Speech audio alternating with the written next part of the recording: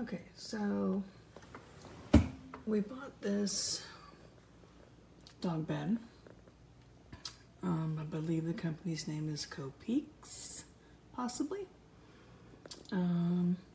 Great bed, dynamite bed. Over a year ago. However, the first cover was ruined due to an instance with a dog having surgery.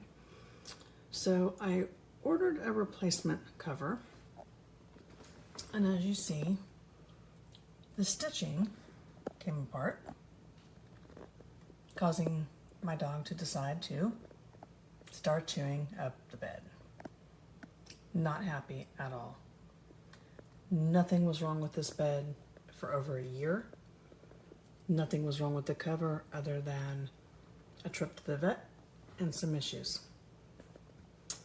Only reason for replacing the cover was to put a brand new cover on the bed itself.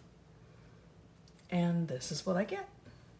Cover falls apart, causes the dog to start chewing, and then discovers the foam, and voila, bed is now destroyed. Thank you. Is you a happy little boy? Is your tail happy? Little poopa-doo? Doo-doo-doo. Is your tail happy? Yes, I know it. I love you.